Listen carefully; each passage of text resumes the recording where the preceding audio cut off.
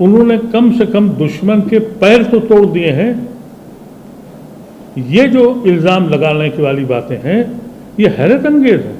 अब तो मैदान तैयार करके दे दिया है, इसराइल को कमज़ोर कर दिया है, उसका भरम तोड़ दिया है, तो अब तुम गाज़ा के लिए क्यों नहीं आगे आते? ईरान ने कभी ये नहीं कहा इस पूरी जंग में कि ये शियों की लड़ाई, ईरान ने ये कहा ये दीन की लड़ाई है, ये रसूल की, कुरान की और मोहम्मद को मानने वाले लोगों की लड़ाई। ये मंजर दुनिया में कभी किसी ने देखे हैं कि लोग खाने के लिए भाग रहे हैं, उनको गोलियों से मारा जा रहा है?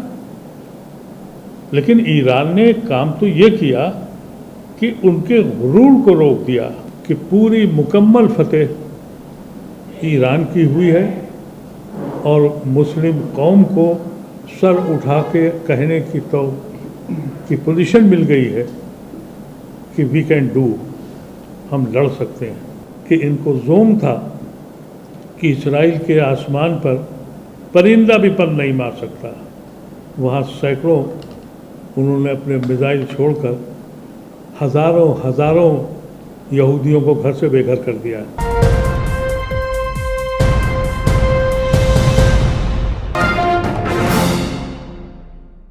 ईरान ने ये शर्त क्यों नहीं रखी कि गजा में जंगबंदी कराई जाए तभी जंगबंदी होगी? ये सवाल कौन उठा रहा है? वो लोग उठा रहे हैं जिन्होंने गाज़ा के लिए एक लम्हे के लिए एक काम नहीं किया।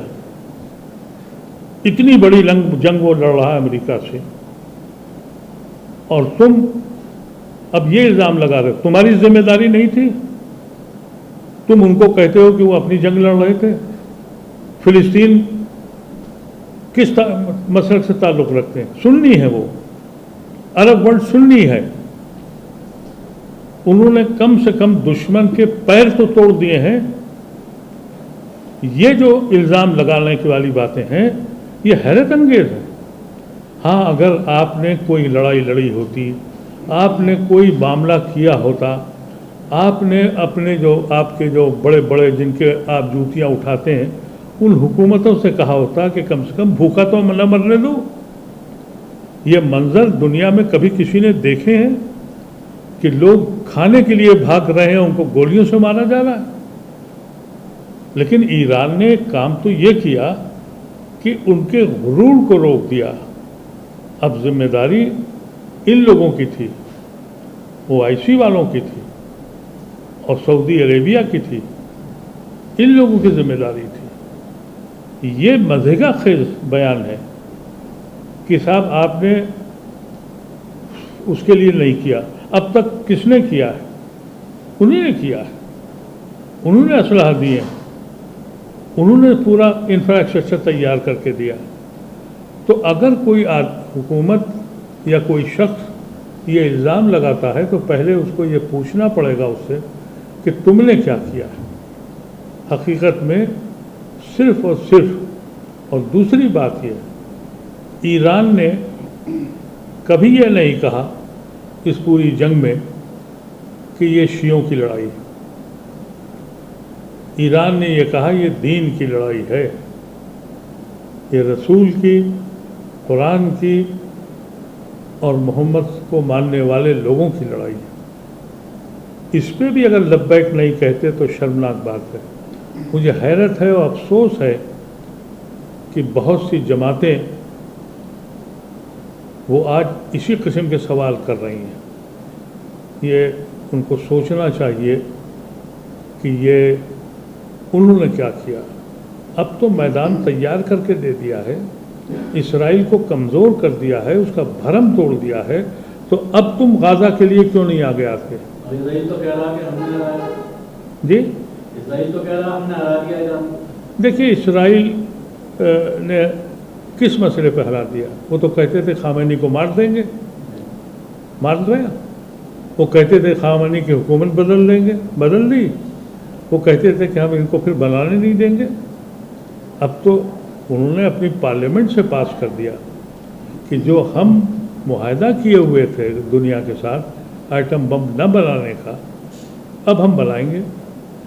आज़ाद हो गए वो। اور اگر یہ کہا جائے کہ تل ابیب نے اتنی بربادی اپنی تاریخ میں دیکھی ہے تو کبھی نہیں دیکھی. تل ابیب صرف اس لیے مشہور تھا کہ جب اس کا دل چاہا اس نے جہاں چاہا اس کو مار دیا. تو میں سمجھتا ہوں کہ پوری مکمل فتح ایران کی ہوئی ہے اور مسلم قوم کو سر اٹھا کے کہنے کی پوزیشن مل گئی ہے کہ وی کین ڈو، ہم لڑ سکتے ہیں، ہم مرے ہوئے نہیں ہیں. بھارت میں گروپ ہے جو بڑے بڑے آرٹیکل لکھ رہا ہے آج کل اور دکھانے کی کوشش کر رہا ہے کہ ایران اور اسرائیل کے تعلقات ہیں، بزنس چلتا ہے آپس میں. ابھی ایک ہی آرٹیکل تھوڑی دیر پہلے میں نے نظر ہوگا. یہ گروپ ہے جو پورا کام کر رہا ہے شیعوں کے خلاف. کیا کہنا چاہیں گے؟ ہم صرف یہی کہہ سکتے ہیں یہ ہماری بد نصیبی ہے، بد عقلی ہے اور ناسمجھی ہے.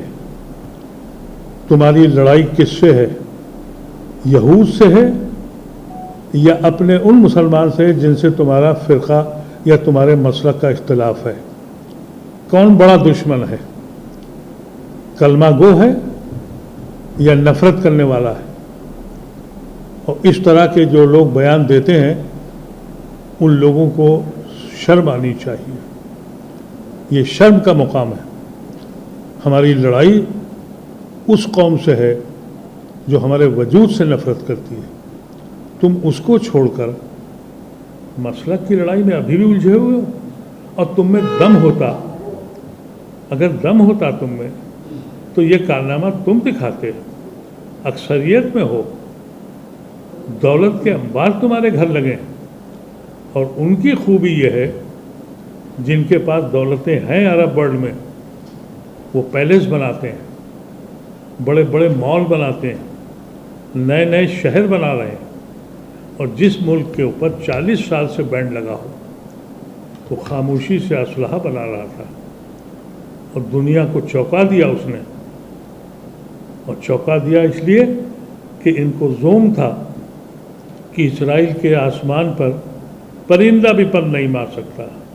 وہاں سینکڑوں انہوں نے اپنے میزائل چھوڑ کر ہزاروں یہودیوں کو گھر سے بے گھر کر دیا. ادیب صاحب، آپ نے ابھی ایران کے راجدوت سے ملاقات کی ہے اور ظاہر ہے کہ اس ملاقات میں بہت ساری بات چیت ہوئی ہوگی. پچھلے دنوں ایران کی طرف سے اور ایران جو انڈین ایمبیسی ہے اس کی طرف سے ایک بیان آیا سامنے. اس میں صاف طور پر بھارت سرکار کا کسی طرح کا کوئی ذکر نہیں کیا. تو آپ کس طرح کا سندیش لے کر کے وہاں پہنچے تھے؟ کس طرح کی بات چیت ہوئی آپ کی؟ دیکھیں، ہم ایران کے سفیر کو مبارکباد بھی دینے گئے تھے اور ان کا شکریہ بھی کرنے گئے تھے کہ کم سے کم ہم فخر سے کہہ سکتے ہیں پچھلے 100 سال میں مسلمانوں نے کوئی سائنٹیفک ریسرچ یا کارنامہ نہیں دکھایا. انہوں نے ایسے میزائلز بنائے جس کا یورپ کو اندازہ بھی نہیں تھا. تو اس کا ہم مبارکباد دینے گئے تھے ان کو، پہلی بات. دوسری بات یہ کہ ہندوستان گورنمنٹ کا رویہ افسوسناک تھا. ہمارے سینکڑوں سال کے تعلق تھا ایران سے ہمارا، لیکن ہماری سرکار کا ذاتی تعلق اور دوستی نتنیاہو سے ہے. انہوں نے یہ بات ثابت کر دی ہماری سرکار نے کہ ان کی فارن پالیسی بہت غلط تھی. اور آپ کو پتہ ہی ہے کہ اس کے اوپر سونیا گاندھی سے لے کے ہر پولیٹیکل لیڈر نے کہا. آج وش گرو دنیا میں کہیں دکھائی نہیں پڑ رہا ہے، کہیں ان کا نام نہیں ہے. ناٹو میں ان کو سپورٹ نہیں ملا، کل راجناتھ سنگھ کو سپورٹ نہیں ملا. تو ہماری جو اندر کی جو سرکار کی پالیسی تھی اس میں تو وہ فیل ہو چکے ہیں مکمل، لیکن فارن پالیسی میں تو بالکل ہی زیرو ثابت ہو گئے. میں سمجھتا ہوں ہم ایران کے سفیر سے یہی کہنے گئے تھے کہ ہماری ہندوستان کی عوام آپ کے ساتھ ہے. ہندوستان کی عوام گاندھی وادی ہے، انصاف چاہتی ہے، حق کے خلاف ہے. انٹرنیشنل لا کا وائلیشن ہوا ہے، ہم اس کے ساتھ ہیں. हमारी गवर्नमेंट को चाहिए था कि कम से कम ये तो कहना चाहिए था उनको कि किसी एक मुल्क पर तुम बग़ैर इत्तला किए हमला कर दो, उसी को कंडेम कर देना चाहिए था, नहीं किया। तो जो डैमेज हुकूमत ने किया है, यहाँ की आवाम उस डैमेज को पूरा करेगी। अच्छा, अमेरिकन सरकार यानी ट्रंप सरकार की तरफ से ये इशारा किया गया है कि आने वाले कुछ दिनों में ईरान के साथ जो जौहरी बातचीत चल रही थी, एटमिक समझौते पे जो बातचीत चल रही थी, वो फिर से कंटिन्यू की जाएगी। लेकिन ईरान की तरफ से जिस तरह का रुख दिखाया गया और उसमें साफ तौर पर वहाँ की संसद ने एक बिल पास करके किसी तरह का AIA के साथ बातचीत या जो है न्यूक्लियर समझौते पर किसी तरह की बातचीत से इनकार किया है। आपने चूँकि बातचीत की है, क्या किसी तरह का कोई संकेत, किसी तरह की कोई ऐसी बातचीत हुई है जिससे ये इशारा मिले कि आगे इस मामले पर दोनों देश बढ़ सकते हैं? जी देखिए, अमेरिका हो या कोई मुल्क, वो नेगोशिएशन टेबल पे जब आता है जब आगे वाले से ख़तरा होता है। यही ट्रम्प कह रहे थे सरेंडर कर दो, अनकंडीशनल। लेकिन जब ईरान ने अपनी कुव्वत दिखा दी तो फाइनेंशियल मदद भी देने को तैयार हैं और वो असासे जो उन्होंने कब्ज़ा कर रखे हैं वो भी रिलीज़ करने को तैयार है। लेकिन उनका ये कहना है कि आप न्यूक्लियर पावर न बने।